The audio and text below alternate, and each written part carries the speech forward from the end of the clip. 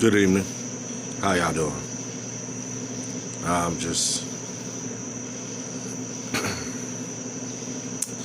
here. You know, sometimes people think our lives are perfect. Sometimes people think our lives are all good. But what people don't know is how often we struggle.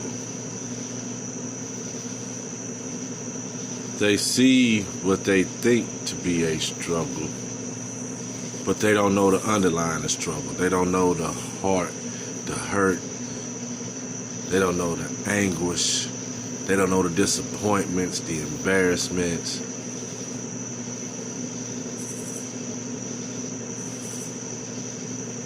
There's a lot that people don't know about us, but they assume to because of the smile that we put on. They assume it because the manner in which we uphold ourselves every day.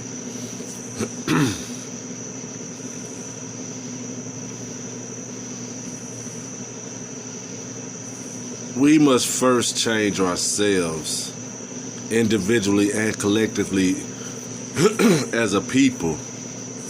Get ourselves together as a whole if we expect change from anyone else to come towards us. See, we can sing this song and dance all we want to, but until we decide that we're tired of the systemic prejudice towards one another, it's not going to change anything. See, we get mad at one another because, we don't recognize that we are acting in accordance with the Willie Lynch law. The teachings of Willie Lynch on how to control us. See, it don't take a rocket scientist to understand what someone is trying to do to divide someone else. One group of the human race is trying to divide and conquer another group of the human race. And in that divide and conquer, they do it by dividing and conquering the stronger race. So, what was said to be done by Mr. Lynch to divide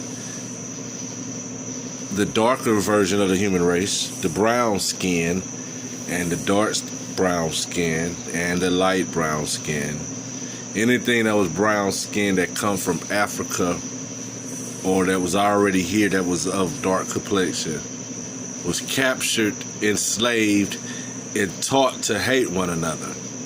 Divide, mentally divide them, get inside their heads, make one group think they're better than the other, let them all know that they're not worth nothing, and at the end of the day, let them know who is the supreme race of people or color, and it is the beige people, perceived to be the white people. See, we must educate ourselves to understand what's going on. We ain't got to always go all deep off into the fact that the Greeks really stole everything from us, came back, got with the Europeans, who then said, well, we're going to help y'all make sure we just swipe them clean. And they came over and did their overall cease and desist. See, now that is way before my time, but I won't act as if I haven't suffered from it. Have I been a victim of police brutality? Not physically. Have I suffered from